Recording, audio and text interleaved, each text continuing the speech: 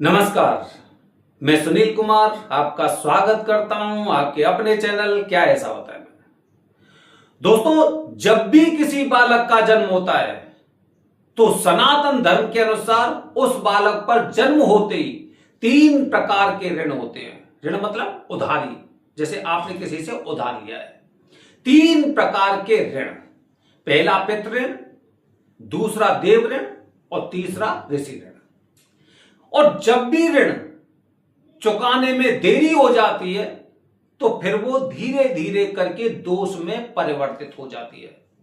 जैसे उदाहरण के लिए, यदि आपने किसी इंसान से, किसी व्यक्ति से पैसा उधार लिया है 1 साल के लिए, 2 साल के लिए, और 10 साल तक आपने उसका पैसा नहीं लौटाया, तो संबंध कैसे हो जाएंगे? बहुत खराब। और हो सकता है कि मामला कोर्ट तक पहुंच जाए, हो सकता है मामला आपसी कलह तक हो जाए। जब पैसा दिया था तो संबंध कैसे थे? बहुत अच्छे थे, तभी तो पैसा दिया। और नहीं लौटाए पैसे तो स्थिति कैसी हो गई? दोष। मतलब जो भी ऋण होता है, यदि हमने समय पर उसे नहीं वापस किया तो वो दोष में परिवर्तित हो जाता है। जैसे कि पितृदोष। पितृ ऋण लेकर व्यक्ति पैदा हुआ और उसने अपना होश संभाला, बालिग हुआ और शादी हुई, बच्चे हुए, लेकिन वो समझा नहीं कि पितृ ऋण मैं अपने साथ लेकर आया हूं और मुझे जितना लेट करूंगा वो दोष में परिवर्तित होगा। और यही वजह कि जब भी जीवन में कुछ इस प्रकार की समस्याएं होती हैं और अंत में जब हम किसी ज्योतिषी से मिलते हैं तो वो क्या कहेगा? पितृदोष है आपके ऊपर। हालांकि दोस्तों 80%, करीब 80% मामले ऐसे होते हैं कि जो पितर होते हैं अपने वंशजों को कभी कष्ट नहीं देते, क्योंकि कहीं ना कहीं अपना खून होता है, अपने खून को कौन कष्ट देगा। लेकिन फिर भी उसमें से 10 से 20% लोग ऐसे होते हैं, जो पितर होते हैं वो ऐसे होते हैं जो क्रोधित होते हैं, क्योंकि हो सकता है उनकी असामान्य मृत्यु हुई हो सकता है इस जीवन में उन्हें बहुत ज्यादा कष्ट प्राप्त हुए हों, हो सकता है कि उनकी संतान ने उनकी कद्र नहीं की हो सकता है उनके जो वंशज हैं उन्होंने बहुत ज्यादा कष्ट दिए हों, या फिर उनके लिए जो कार्य होते हैं वो कार्य समय पर नहीं किए गए हों।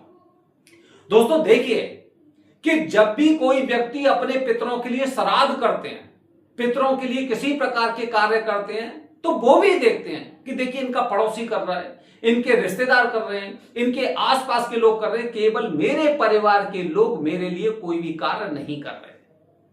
तब जीवन में, घर परिवार में शुरू होता है द्वंद्व, जिसे युद्ध बोलते हैं, जिसे कलह बोलते हैं, जिसे अशांति बोलते हैं। दोस्तों पितृदोष के लिए, पितृदोष का पूजन लड़का कभी भी कर सकता है, वो विवाहित हो या अविवाहित हो। लेकिन कोई भी लड़की जब तक उसकी शादी नहीं हो जाती तब तक वो पितृदोष का पूजन नहीं कर सकती।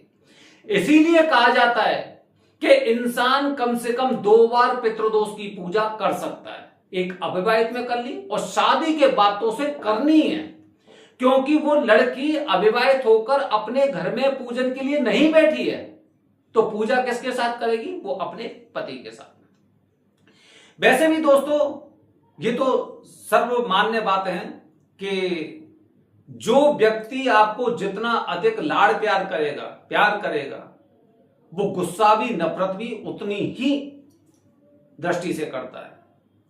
जैसे कि शास्त्रों में कहावत है कि जब भी किसी बच्चे का, किसी लड़के का जन्म होता है तो 2 देव प्रसन्न होते हैं, पहले पितृदेव और दूसरे सूर्यदेव, क्योंकि दोनों जानते हैं कि इनको जल देने वाला पैदा हो चुका है। जल देने वाला, आपने देखा ना कि जब श्राद्ध होते हैं जल देते हैं, अंगूठे से जल दिया जाता है, और सूर्यदेव को तो डेली जल देना चाहिए, बताया जाता है। तो 2 देव प्रसन्न होते हैं। इसीलिए कहते ना कि जब वो पैदा होते ही, जब वो इतने प्रसन्न हैं और समय पे रहते आपने उनकी अनदेखा कर दिया, उनके लिए कोई कार्य नहीं किया, तो वो प्यार नफरत में कितनी जल्दी बदलता है, ये उन लोगों से पूछिए जिनके घर में पितृदोष है। अच्छा, अब आते हैं दोस्तों कि आखिरकार इस पितृदोष को खत्म कैसे करें।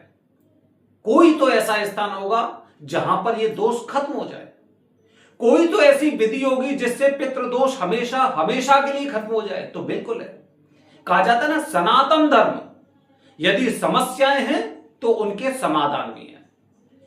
दोस्तों, त्र्यंबकेश्वर 10वां ज्योतिर्लिंग, भगवान शिव जी साक्षात रूप से त्रिदेव के रूप में यहां पर बैठे हुए हैं, पितरों को मोक्ष देने के लिए और अशुभ ग्रहों से मुक्ति दिलाने के लिए यहां पर बैठे हुए हैं त्र्यंबकेश्वर।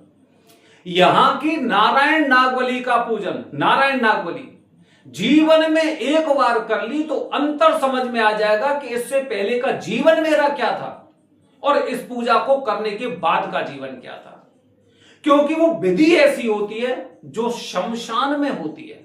शमशान में, अब शमशान में क्यों करते हैं दोस्तों?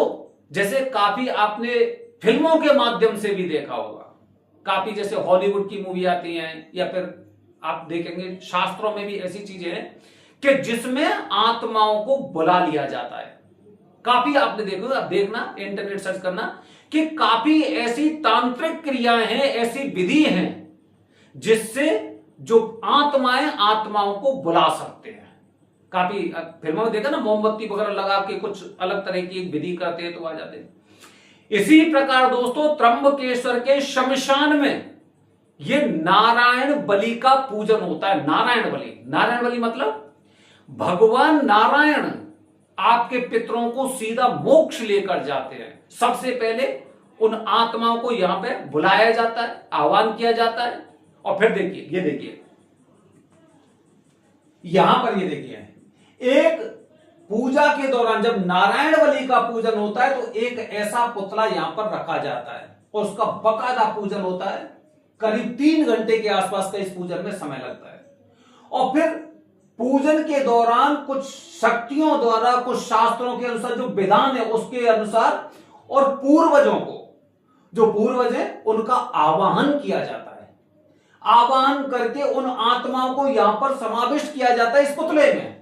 तो अब क्या हुआ, जितने भी पितरों, मतलब जितनी भी ऐसी आपके परिवार में जो आकस्मिक मृत्यु के कारण चले गए थे, पृथ्वी लोग छोड़कर चले गए थे, दुर्घटनाओं की वजह से, ठीक है, कुछ एक्सीडेंट वगैरह हो गया, मतलब किसी तरह से, मतलब सामान्य मृत्यु को छोड़कर, और सामान्य भी शामिल हो सकती है क्योंकि हो सकता है वो असंतुष्ट हो, तो उन सभी का आवाहन किया जाता है गोत्र के अनुसार। गोत्र, जैसे ही गोत्र का उच्चारण होता है तो वो आके और इसमें अंदर समाविष्ट हो जाते हैं इस पुतले में, इस तरह से पुतले में। तो शमशान पर जब ये प्रक्रिया, ये क्रिया होती है, तो जो जिनकी वजह से पितृ दोष, जो पूर्वज थे, जो इधर उधर भटकने लग रहे थे, वो सब आके इस पुतले में आ जाते हैं। और पुतले में आने के पश्चात फिर भगवान विष्णु जी का, भगवान विष्णु, भगवान नारायण का यहां पर आवाहन होता है। और नारायण जी का आह्वान होने के पश्चात उनको भी यहीं पे एक प्रार्थना की जाती कि आप भी इसमें समावेश हो जाइए। और फिर उसके पश्चात इस वाले पुतले को शमशान में, इस पूजा शमशान में हो रही, ध्यान रखना शमशान क्षेत्र है, और इसके पश्चात इसको यहीं पर शमशान घाट में, यहीं पर इनको अग्नि दे दी जाती है। अग्नि कहते हैं ना, अंतिम यात्रा। अब यदि दुर्घटनावश किसी की मृत्यु हुई है, या फिर कुछ आकस्मिक मृत्यु, बीमारी की वजह से, या पितर इधर उधर भ्रमण कर रहे थे, उनको मोक्ष नहीं मिला है, उनको पितृलोक नहीं मिला है, तो फिर उनको यहां पर आह्वान करके यहां पे बुलाया जाता है। अंतिम यात्रा शमशान तक मानी जाती है प्रत्येक व्यक्ति की। और यहां पे आने के पश्चात इसी शमशान पर इनको अग्नि द्वारा और नारायण लोक भेज दिया जाता है। तो दोस्तों, ये पूजा इसीलिए बहुत ज्यादा महत्वपूर्ण हो जाती है। केवल त्र्यंबकेश्वर की यह विधि है कि जहां पर पितरों के लिए शमशान घाट में पूजा होती है। और सोचिए, ये पूजा कौन करते हैं? ये पूजा करते हैं वो वरदानी पंडित जी। वो वरदानी पंडित जी पूजा करते हैं, क्योंकि इस स्थान पर जाने का अधिकार केवल उन्हीं का है। कुछ खास वरदानी पंडित जी, त्र्यंबकेश्वर के सभी नहीं, बल्कि कुछ खास होते हैं, ठीक है। तो दोस्तों, इसीलिए यहां पर मिलती है हमें पितरों से मुक्ति। पितरों से मुक्ति नहीं, बल्कि पितृ दोष से मुक्ति मिलती है हमें यहां पर। तो ये एकमात्र ऐसी पूजा है। हालांकि आपने काफी ऐसी तांत्रिक विद्याएं देखी होंगी, नकारात्मक शक्तियों को, काला जादू को खत्म करने वाली, लेकिन ये तांत्रिक विद्या नहीं है। ये सनातन पद्धति के अनुसार किए जाने वाली पूजा है, क्योंकि इसके पश्चात ना इसके पश्चात जैसे कि किसी इंसान की मृत्यु हो जाती है, तो जैसे किसी का 12वीं, किसी की 13वीं, या फिर कहते हैं ना सपेंडी श्राद्ध, वो भी इसके बाद होता है, अगले दिन वो भी इसके बाद होता है, तभी तो मोक्ष मिलेगा, और बकायदा सूतक रहता है। तो जो भी क्रिया, जैसे कि एक इंसान जब वहां पे चला जाता है, उसको अग्नि दे दी जाती है, तो उसके पश्चात जो कार्य होते हैं ना, सपेंडी श्राद्ध हो गया, या फिर जैसे कि 12वीं 13वीं जो होती है, वो सारी चीजें वो यहां पर की जाती हैं, जिससे कि सब प्रकार से संतुष्ट करके वो पूर्वज सीधे नारायण लोक को चले जाएं। तो दोस्तों ध्यान रखिए, जब भी पितृदोष की किसी प्रकार की समस्या आ रही है, आप पिंडदान करने चले जाते हैं, आपके आसपास के पंडित जी भी नहीं जानते होंगे, हरिद्वार चले जाइए, उज्जैन चले जाइए, प्रयागराज चलिए, वो पिंडदान होता है, तीर्थ श्राद्ध होता है। अगर पितृदोष है जीवन में तो यहीं आना पड़ेगा, त्र्यंबकेश्वर में, इसके अलावा कोई स्थान नहीं है। जो विधि यहां की है, मोक्ष यहीं से, मोक्ष का दरवाजा यहीं से खुलता है। बने रहिए हमारे चैनल के साथ दोस्तों। आने वाले वीडियो में बता रहा हूं आपको 5 मई याद रखना, अंगारक चतुर्थी, राहु और मंगल, केतु और मंगल जब अंगारक दोष बन के जीवन में जलजला पैदा कर देते हैं, तो इस दिन को मत चूकिए। हर हर महादेव, हरि ओम।